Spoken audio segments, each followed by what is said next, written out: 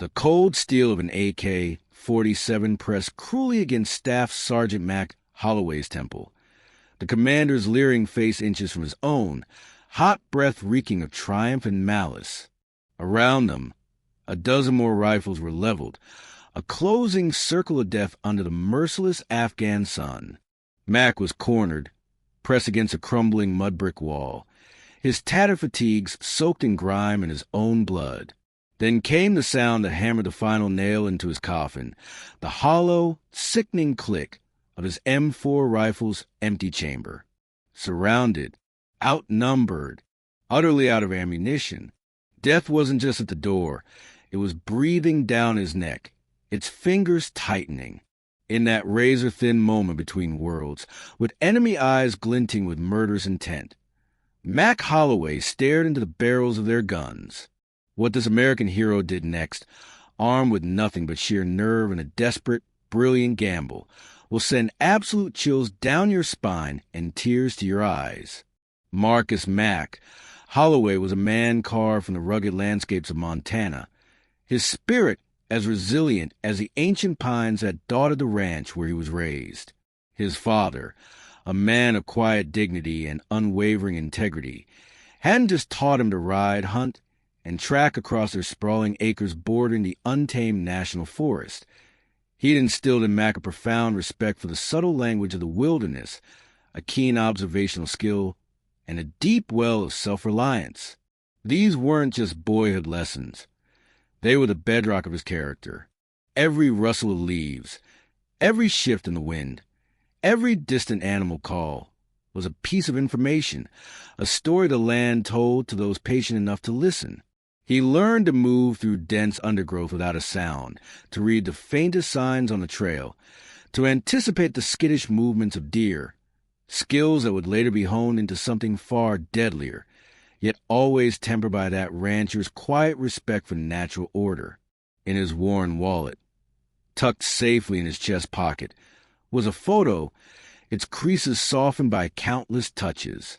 His wife, Sarah, her smile as radiant and comforting as a prairie sunrise, stood beside their daughter, Lily, whose gap-toothed grin could melt glaciers. They were his North Star, the constant guiding light in the often darkened skies of his world, the silent prayer on his lips during every deployment. Before this tour, his last he'd sworn, the small town of Havenwood had gathered at the VFW Post 310. The American flag, vibrant and resolute, watched over them, its stars and stripes a silent promise. Mac, never one for the limelight, mostly listened, absorbing the quiet camaraderie of men who bore similar scars, visible and invisible.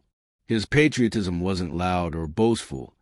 It was a steady, burning ember deep within him, a solemn vow to protect the freedoms he cherished, the innocent lives that deserved to flourish under its banner. He'd enlisted young, searching for purpose, and found it in the demanding embrace of the U.S. Army. The Green Berets, with their legendary rigor, saw past his quiet demeanor to the steel beneath.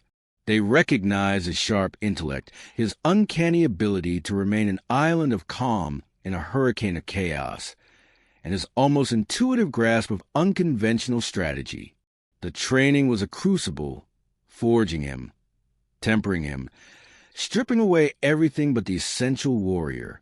He became an expert in survival, in the art of turning an enemy's strength into their weakness, and making the impossible a distinct possibility. But even the strongest soldiers carry burdens. On a previous deployment in these same unforgiving mountains, a mission had gone catastrophically wrong. A split-second judgment call in the fog of war, a cascade of unforeseen events, and Private Henderson, barely out of his teens, with a picture of his own sweetheart taped inside his helmet, hadn't made it. Mac had carried him, a leaden weight in his arms and on his soul, through enemy fire, but the life had already fled. The after-action report found no fault with Mac's decisions, but the absolution of paperwork couldn't lift the shadow from his heart. It wasn't debilitating guilt. It was a cold, hard resolve etched into his very being. He would never again fail to bring someone home if it was within his power. He would be the shepherd, Always, this final tour was meant to be a quiet closing of that chapter, a reaffirmation of that silent promise. The biting irony of finding himself now, utterly alone, facing his own obliteration, tasted like ash in his mouth. The mission had begun with the familiar coiled tension of a serpent ready to strike. Mac's ODA, call sign Pathfinder Actual, was operating deep within the treacherous labyrinth of the Hindu Kush. Their objective, locate and surveil a notorious Taliban sub-commander, a phantom known for his ruthless efficiency and ability to melt into the local populace. Intelligence, often a fickle mistress, suggested he was utilizing a forgotten network of ancient cave systems and smugglers' trails, arteries of insurgency hidden beneath the earth. The air was razor-thin, biting at their lungs, the silence so profound it felt like a physical presence, broken only by the rhythmic crunch of their boots on loose scree and the mournful sigh of the wind through knife-edged peaks. They moved with the ethereal grace of mountain cats, specters in the dappled moonlight. Every shadow a potential ally, every rock formation a temporary shield. Mac, his senses dialed to their highest acuity, felt that familiar, cold prickle dance across the back of his neck, the sixth sense that kept him alive when training and tactics alone might have failed. Something was fundamentally wrong. The quiet felt manufactured, the stillness predatory. Their encrypted communications, usually a lifeline of terse, coded updates, began to sputter, then crackle with static, then died completely. Jammed. A classic overture to an ambush. He signaled an immediate halt with a silent hand gesture, his eyes narrowed against the glare, sweeping the ridgelines, meticulously searching for the telltale glint of an enemy scope, the unnatural, hard line of a concealed fighting position, anything out of place in the seemingly barren landscape. Then, as if a switch had been thrown, the mountainside exploded. A furious, deafening storm of automatic rifle fire erupted from hidden positions, the air ripped apart by the supersonic crack of bullets and the terrifying whoosh boom of RPGs impacting rock and earth around them. It was a perfectly orchestrated trap, a U-shaped kill zone designed with lethal precision. Chunks of rock sprayed like shrapnel, and plumes of acrid dust choked the air. Contact front. Contact right. Enemy high ground. The calls from his men were disciplined, honed by countless drills, but an undeniable thread of urgency wove through each word. They were pinned, exposed, caught in a deadly convergence of fire. In the heart of that terrifying, disorienting maelstrom, Max saw young Sergeant Ramirez. His face a mask of pale determination, struggling to lay down suppressing fire from a woefully inadequate piece of cover. Bullets chewed the earth inches from Ramirez's head. In that instant, Mac didn't think, he acted. The calculus was brutal and simple. Someone had to become the lightning rod, to draw the enemy's concentrated fury, to create a sliver and opening for the others to break contact and find a more defensible position. That someone had to be him. Ramirez, on my signal, you pop smoke. Rest of you, prepare to move to the wadi, southwest. Covering. Mac's voice, raw and powerful, sliced the cacophony of battle. Before logic or fear could intercede, before the sheer suicidal nature of his plan could fully register with his team, he was up. He burst from cover, not toward the fleeting illusion of safety, but directly, audaciously, into the blazing heart of the enemy fire.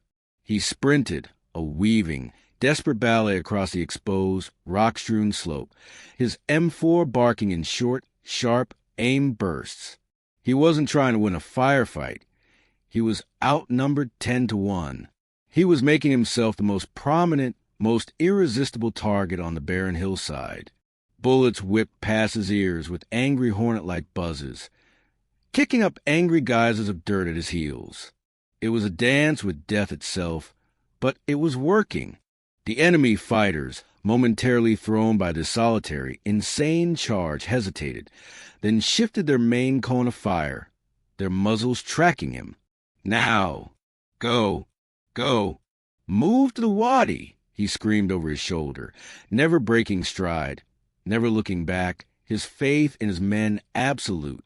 He trusted them to seize the precious seconds he was by with his own blood and courage. Through the haze of cordite and dust, he caught a glimpse of them, a coordinated, desperate scramble toward a shallow, dry riverbed that offered a modicum of protection, a profound wave of relief, so potent it almost buckled his knees, washed through him. It was immediately followed by a searing, white-hot agony in his left thigh as shrapnel from a nearby RPG detonation tore through his fatigues and flesh. He stumbled, cried out involuntarily, and dropped to one knee, but the image of Henderson and the fresh faces of his current team propelled him back up. Adrenaline, a powerful, numbing tide, masked the worst of the pain. He slammed a fresh magazine into his M4, chamber round, and resumed firing, resumed moving, drawing the bulk of the enemy forces further and further away from his team's desperate retreat. The deafening roar of the engagement began to dim as he created distance, his singular focus now on evasion. He had done it. His men were clear, or at least had a fighting chance. But the price was his own profound isolation. He was alone, deep in the unforgiving embrace of hostile territory, bleeding, with a rapidly diminishing supply of ammunition, and a very vengeful, very determined enemy now singularly dedicated to hunting him down. The hunter had become the hunted. The silence that eventually descended, once the last echoes of gunfire faded into the vastness of the mountains, was more terrifying, more menacing than the battle itself. It was the charged silence of a predator methodically stalking its wounded prey. Mac Holloway knew, with chilling certainty, that he was in the fight of his life. The hours that followed blurred into an agonizing, sun-scorched eternity. Mac, driven by a primal survival instinct and the iron will forged in the Green Beret crucibles, forced himself onward. His left leg was a constant, throbbing torment, each agonizing step a testament to his endurance. He used every ounce of his training, every lesson learned on the Montana ranch and the harsh schools of special forces, moving with the stealth of a ghost. He became one with the terrain, using the long afternoon shadows, the jumbled chaos of ancient rock falls, the narrow, twisting defile to mask his passage. He tore a strip from his desert camo undershirt and fashioned a crude but effective tourniquet, cinching it tight above the ragged, bleeding shrapnel wound. It slowed the crimson seep, but the deep, gnawing ache remained. Occasionally, carried on the fickle wind, he heard them, distant, guttural shouts in Pashto, the unnerving, eager baying of tracking dogs. They were skilled, these local pursuers, men who knew these treacherous mountains as intimately as their own villages, now augmented by the fanatical Taliban fighters he'd so recently engaged. He fought only when he had no other choice, engagements that were swift, brutal, and terrifyingly close. A sudden encounter in the pre-dawn gloom, a desperate exchange of fire in the fading twilight, a controlled burst to break contact as he rounded a blind corner, a single, carefully aimed shot to silence a pursuer who ventured too close, his outline stark against the skyline. Each violent exchange cost him precious, irreplaceable rounds. His magazine count, once a source of comfort, dwindled with alarming speed. One by one, he fed them into his M4, the decreasing weight of his remaining ammunition a tangible, chilling reminder of his rapidly shrinking chances. He forced himself to eat a single dry protein bar, hoarding the last one. Water was a far more critical concern. His canteen was perilously close to empty. The first tendrils of serious dehydration began to claw at him, his throat raw and parched, his thoughts growing hazy, threatening to fray at the edges. Then in a small, unexpected clearing, a patch of relative tranquility hidden amongst a grove of stunted, wind-twisted juniper trees, he saw him, a boy, no older than 8, perhaps 9 years of age, small and wiry, with enormous, dark, liquid eyes that widened in pure, unadulterated terror as Mac, haggard and bloodied, stumbled into view. He was a shepherd, a simple, carved wooden flute clutched in one trembling hand, a half-dozen scrawny goats scattering nervously at Mac's sudden appearance. The boy froze, a startled desert gazelle caught in the blinding glare of an unwelcome light. Mac raised a hand slowly, deliberately, palm open, trying to convey non-aggression. "Salam," he said softly, using one of the few Pashto words he knew meant peace. "It's okay. Master," he added. "Help?" He wasn't sure if the boy understood his intent, but the terror in his eyes remained. Just then, new voices, sharp and harsh, echoed from the ridgeline directly above the clearing, the unmistakable, angry tones of his pursuers. They were closing in fast, much faster than he'd anticipated, and the boy, this innocent child, was directly in their path. Mac's heart hammered against his ribs. The tactical imperative was clear. Slip away, melt back into the rocks, leave the boy to whatever fate awaited him. It would be the logical choice, the one that maximized his own vanishingly slim chances of survival. But as he met the child's terrified gaze, the haunting image of Private Henderson's lifeless eyes, forever young, flashed in his mind's eye, superimposed over the boy's innocent face. Then an image of Lily, safe in Montana. His choice, if it could even be called that, was instantaneous, forged not in the cold calculus of tactics, but in the deepest, most inviolable core of his humanity. He couldn't abandon him. He wouldn't. "Raza," Mac urged, his voice low but firm, beckoning the boy. "Come, with me. Qatar danger." The boy hesitated for a mere fraction of a second, his gaze darting from Mac's bloodied form to the ridge where the voices grew louder, closer. Then, seeing the grim, undeniable truth in Mac's eyes, a truth that transcended language barriers, he scrambled to his feet and ran to Mac's side, his small hand instinctively finding Mac's larger, callous one. Mac's grip was surprisingly gentle, yet firm. Protecting this child, this unwitting pawn in a brutal war not his making, became Mac's overriding mission. His own survival was now a secondary consideration. The stakes, already impossibly high, had just been magnified to an unbearable, soul-crushing level. He was slower now, more conspicuous, his focus necessarily divided, but a new, ferocious determination surged through his veins, a burning resolve to see this child to safety, whatever the personal cost. He was no longer merely a soldier fighting for his own life. He was a shield, a guardian. The pursuit intensified, a relentless, desperate ballet of evasion, and pursuit played out across the brutal, sun-baked canvas of the Afghan wilderness. Mac, now hampered by his grievous wound and the profound responsibility of the terrified boy, Tariq. He'd learned his name in a quiet moment, trotting breathlessly beside him, knew their dwindling time was almost up. The enemy, sensing their prey was near and perhaps encumbered, pushed harder, their lines fanning out, methodically cutting off potential escape routes. He could feel their net inexorably tightening. His leg was an inferno of agony, each step a fresh jolt of fire, a silent monument to his unwavering willpower. He had to find a defensible position, someplace, any place, where he could make a final, desperate stand if it came to that, a place to give Tariq a fighting chance.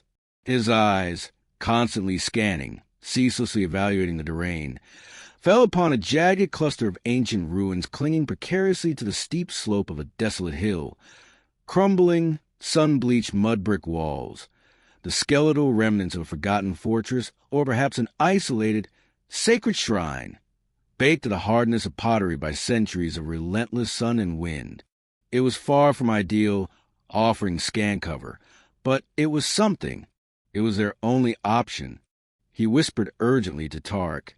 In here, Tariq, though visibly trembling, displayed a quiet, stoic courage that belied his tender years. Sticking close to Mac, his small, trusting hand often finding Mac's for reassurance. They scrambled into the partial enclosure, a small, exposed courtyard littered with fallen stones, weathered timbers, and the debris of ages, offering only the most minimal protection. Mac swiftly positioned Targ behind the most intact section of crumbling wall, pressing him down, urging him with gestures and soft Pashto words to stay low, to stay absolutely silent. He chambered around in his M4, his movements economical, precise. He took a mental inventory. 1 magazine remaining, 30 rounds. He would make each one a testament. The enemy, having spotted their desperate dash for cover, began to systematically encircle the ruins. Triumphant shouts of Allahu Akbar and the sharp, spiteful crack of incoming Kalashnikov fire echoed eerily off the ancient, silent stones, bullets thudding into mud bricks or whining past their heads. Mac returned fire with calculated parsimony, picking his targets with deadly precision, making them pay dearly for every inch of ground they gained. He saw 2, possibly 3, attackers crumple and fall as they attempted to rush their exposed position. But they were too numerous, too relentless. He could hear their commander, his voice a harsh, grating sound laced with sadistic anticipation, shouting orders, goading his men forward, urging them to overwhelm the lone, wounded American. One by one, Mac's precious bullets found their marks, or at least served to momentarily halt the enemy advance. 20 rounds left, then 10, then 5. He fired again, a short, controlled burst. 3 rounds remaining. He switched his rifle to semi-automatic. Another enemy combatant, bold or foolish, exposed himself and went down.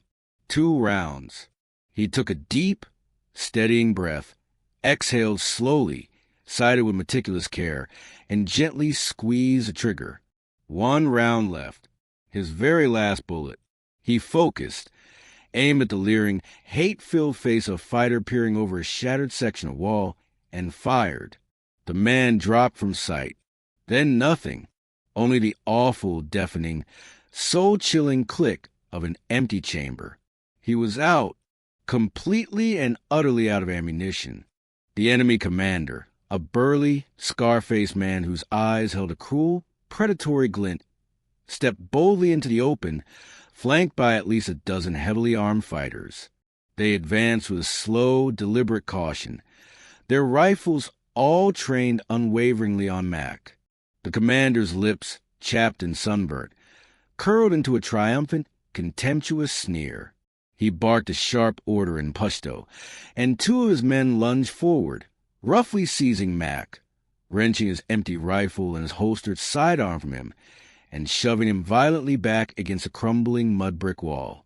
Targ, hidden behind his meager cover, let out a small, stifled sob that Mac prayed the enemy hadn't heard. This was it, the absolute end of the line. Mac squeezed his eyes shut for a fleeting, infinitesimal second, a silent, desperate prayer for Sarah, for Lily, forming on his lips. But then in that abyss of despair, something deep within him, something primal and unyielding, snapped, not into surrender, not into despair, but into a cold, diamond-hard, incandescent fury, a defiant refusal to break, to give them the satisfaction. He opened his eyes, and they blazed with intensity, a raw, untamed fire that momentarily startled even a hardened commander and his men. He would not cower. He would not beg. He would meet death on his feet, unbowed, an American soldier to his last breath. But death, he decided, could wait just a few more minutes. An idea, audacious and desperate, born from the depths of his Green Beret training in unconventional warfare and psychological operations, began to flicker in his mind. He recalled the almost mythical stories from his instructors, tales of legendary operators who had faced down impossible odds and survived not through superior firepower, but through sheer audacity, through the cunning exploitation of an enemy's deepest fears and ingrained beliefs. These ruins, they were ancient, steeped in history and local lore. He knew that many of the local populace, even some Taliban fighters, were deeply superstitious about such places, believing them to be haunted by powerful jinn, by the restless spirits of the long dead. Mac drew himself up to his full height, despite the numerous rifles aimed at his chest, at his head. He let his gaze, fierce, unwavering, almost hypnotic, lock onto the commander's eyes. He ignored the other fighters, focusing every ounce of his remaining energy, every particle of his formidable will, onto this one man, the leader. He took a slow, deliberate, audible breath. Then he began to speak, not in English, the language of his captor's hated enemy, but in the halting, broken Pashto he had painstakingly learned, his voice intentionally low, guttural, resonant, almost ritualistic chant. He didn't beg for his life. He didn't plead for mercy. He spoke of the ancient spirits that guarded the sacred place, of the powerful warrior kings and holy men buried beneath their very feet, of the terrible curses that would inevitably befall those who dare to desecrate this hallowed ground with violence and the spilling of innocent blood. He subtly shifted his body to further shield Tarek, though he didn't look at the boy, giving the impression he was protecting something sacred unseen. The commander let out a harsh, barking laugh, a sound devoid of genuine humor. "You think your foreign devils or ancient ghosts will save you now, American?" he sneered, though a flicker of something unease, uncertainty, passed fleetingly across his eyes. "There are no spirits here, but the ones we are about to send you to meet." But Max saw it, the subtle shift in the eyes of some of the other fighters. These were mountain men, devout in their Islamic faith, yes, but also proud of generations steeped in rich, often terrifying folklore, in hushed fireside tales of powerful jinn, vengeful spirits, and places cursed by unseen forces. Mac pressed his advantage, his voice rising slightly in pitch and intensity, taking on an almost manic, otherworldly fervor. He gestured vaguely with his bloodied, trembling hand, deliberately smearing some of his own drying blood onto the ancient, sun-baked mud brick of the wall beside him, as if performing some arcane ritual, invoking something ancient and terrible. He spoke with passionate conviction of the sacred duty to protect children, a deeply ingrained value that might, just might, resonate even with his brutal captors on some primal, cultural level. His eyes, wide, unblinking, burning with a feverish light, seemed to pierce through the commander's arrogant facade. He was no longer just a cornered, wounded soldier. He was transforming before their eyes into something else, something unsettling, something unnatural. He was playing the most desperate role of his life, channeling every ounce of his remaining strength, his will, his very essence into this terrifying, high-stakes performance. He needed to buy time. Time for what? He didn't precisely know. A miracle, a distraction, anything. Then the commander, his patience clearly wearing thin, his initial amusement replaced by a growing unease and irritation at this bizarre, unexpected display, raised his hand, his scarred face a mask of grim resolution. He was about to give the fatal order. Enough of this superstitious madness. Kill him. Kill him now. This was it. Mac played his final, desperate, terrifying card. His eyes still locked onto commanders with an almost predatory intensity. He very slowly, very deliberately, began to reach into the now empty ammunition pouch on his chest rig. His fingers fumbled inside it, his expression one of grim, almost eager, almost fanatical anticipation, as if he were about to produce a hidden weapon, a concealed detonator for explosives he had secretly planted, a final, terrible surprise. "You will not leave the sacred place alive," Mac intoned, his Pashto rough but chillingly clear, his voice echoing strangely in the sudden, tense silence. "The ancient guardians of this valley, they hunger for the souls of those who defile their sanctuary, and they will feast upon your souls tonight if you spill innocent blood here. I am their chosen messenger, their harbinger." The commander froze. His hand, poised to signal the execution, remained suspended in midair, just for a heartbeat, A single, stretched, agonizing heartbeat. But it was a heartbeat Mac had desperately gambled for. The man's ingrained arrogance and brutality were now visibly at war with a sudden, primal, superstitious fear. Mac could see it in the slight widening of his eyes, the subtle tightening of his jaw. Some of his fighters visibly shifted their weight, their rifles wavering almost imperceptibly. The air crackled with an almost unbearable, suffocating tension. Mac held his bluff, his hand still deep within the empty pouch, his gaze unwavering, a silent, terrifying promise of retribution etched in the lines around his eyes. In that stretched, agonizing, almost unendurable moment of silence, as the commander's finger visibly tightened on the trigger of his own weapon, a new sound, a sound utterly alien to that ancient, desolate place, ripped through the oppressive air. Not the sharp crack of Kalashnikovs, not the dying gasp of a condemned man, but a sound that was both terrifyingly powerful and, for Mac Holloway, unbelievably, miraculously beautiful. The deep, rhythmic, percussive whump-whump-whump of approaching American helicopters, fast movers, close air support.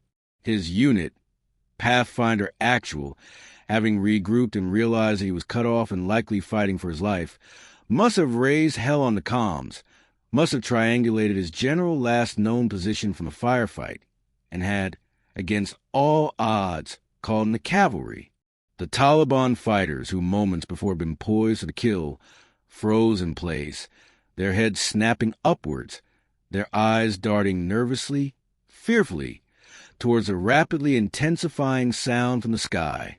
The commander's face, a mask of arrogant certainty just seconds before, contorted into a mask of pure rage, disbelief, and dawning terror. The distinctive, menacing roar of the approaching Apache gunships grew deafening, shaking the very ground beneath their feet. The vibrations felt deep in their bones. The element of surprise, Mac's brilliantly executed psychological warfare, and now the imminent, overwhelming threat of devastating firepower from the sky. It was too much. Raw. Primal panic erupted. The commander screamed orders, his voice hoarse and cracking, but his men were already breaking, scrambling for cover, desperate to escape the swift, terrible wrath descending from above. They abandoned their cornered prey, their focus instantaneously shifting from Mac's execution to their own desperate survival. Mac lunged, a purely instinctual movement, pulling Tarek tight against his chest, shielding the boy's small, trembling body with his own as dust, debris, and the terrifying banshee shriek of rockets being launched from the Apaches filled the air around the ruins. He didn't see the enemy flee. He only heard their panicked shouts and the receding sounds of their flight fade into the overwhelming, earth-shattering noise of salvation. He squeezed his eyes shut, holding Tarek protectively, whispering incoherent reassurances in English and Pashto, words he barely felt or understood himself. Then, almost as suddenly as it had begun, the immediate, violent chaos subsided. The Apache gunships, lethal angels of deliverance, circled protectively overhead, their presence a powerful deterrent. The reassuring thud of American combat boots hitting the ground followed, and then American voices, strong, clear, and unbelievably welcome, calling his name. Sergeant Holloway. Mac. Pathfinder Actual, are you in there? Respond. Mac slowly, painfully, every muscle screaming in protest, pushed himself up from the debris-strewn ground, helping a wide-eyed Tarek to his feet. He was caked from head to toe in thick layers of grime, his uniform torn and stiff with dried blood, his body a symphony of agony. But he was alive, and, miraculously, Tarek was safe, physically unharmed. He stumbled out of the ruins, blinking painfully against the sudden brightness of the unfiltered sunlight. The sight that greeted him, his teammates, their faces a complex mixture of profound, overwhelming relief and utter, slack-jawed astonishment, was almost too much to bear. Mac, you crazy, magnificent son, we thought you were a ghost. Sergeant Ramirez was the first to reach him, his voice choked with emotion, his strong hand gripping Mac's shoulder, his eyes shining with unshed tears. Hands helped him, supported his weight as his own legs threatened to buckle. A medic was already kneeling beside Tarek, his calm, professional demeanor a soothing balm, gently checking the boy, who, though still visibly shaken and wide-eyed, was remarkably unharmed. A short while later, as they prepared for immediate medevac, a small group of local villagers, including an older woman whose face was etched with lines of profound worry and fear, emerged cautiously from hiding in a nearby cave. The woman rushed forward, her eyes finding Tarek, and enveloped the boy in a fierce, tearful embrace. Tarek, now animated, pointed a small, dusty finger at Mac, chattering excitedly in rapid Pashto. The woman looked at Mac, her dark eyes, moments before filled with terror and uncertainty, now overflowing with a depth of gratitude so profound it transcended all barriers of language and culture. She placed her hand over her heart and bowed her head slightly, a simple, ancient gesture of immense respect and heartfelt thanks. In that single poignant moment, surrounded by his brothers in arms, witnessing Tarek's tearful reunion with his family, the crushing weight of exhaustion, both physical and emotional, finally hit Mac like a physical blow, threatening to drag him under. But beneath the pain and fatigue, a quiet, unfamiliar sense of peace, a profound rightness, began to settle deep within his weary soul. He had faced the abyss, stared directly into the cold eyes of death itself, and had walked away, not through superior firepower, but through courage, through sheer audacity, and through an unyielding, selfless commitment to protect an innocent life entrusted to his care. The haunting shadow of Private Henderson, which had lingered for so long, still remained, but felt lighter now, less oppressive. He had brought this one home. He had kept his promise. Strapped securely into the medevac helicopter, the powerful, rhythmic roar of the rotors a deafening lullaby of safety and deliverance, Mac Holloway finally allowed himself to close his eyes. The physical pain was immense, a throbbing, insistent fire that coursed through his body, but a deeper, more significant emotional healing had already begun. The incredible story of his survival, of how he had brilliantly bluffed his way out of certain death, using nothing but his indomitable nerve, his profound understanding of his enemy's psyche, and an empty ammo pouch, quickly spread like wildfire through his unit, then beyond, whispered with a potent mixture of awe, disbelief, and profound respect. Staff Sergeant Mac Holloway had stared down their guns, surrounded and completely out of ammunition, and had not only survived but had walked away, bringing an innocent child to safety in the process. He recovered, slowly but surely, the shrapnel meticulously removed, the torn flesh and shattered pride gradually mending. He finally returned home to the vast, open skies of Montana, to Sarah's loving, tearful embrace and Lily's unrestrained, joyful laughter. He was quieter than ever, perhaps carrying the silent weight of what it endured, but there was a new depth in his eyes, a profound, hard-won understanding of the incredible fragility of life and the astonishing, indomitable strength of the human spirit when pushed to its absolute limits. He had faced his darkest fears, not just on the brutal, unforgiving battlefields of distant land, but within the hidden recesses of his own soul, and had emerged stronger, tempered, and whole. Mac Holloway's extraordinary story stands as a vivid, enduring testament not just to the incredible bravery of one American soldier, but to the awesome power of quick thinking under unimaginable pressure, of unyielding resilience in the face of certain death, and of that uniquely American spirit that simply refuses to yield, that refuses to break, even when confronted with impossible, overwhelming odds. Heroism, as Staff Sergeant Holloway so brilliantly demonstrated, isn't always about possessing overwhelming firepower or brute strength.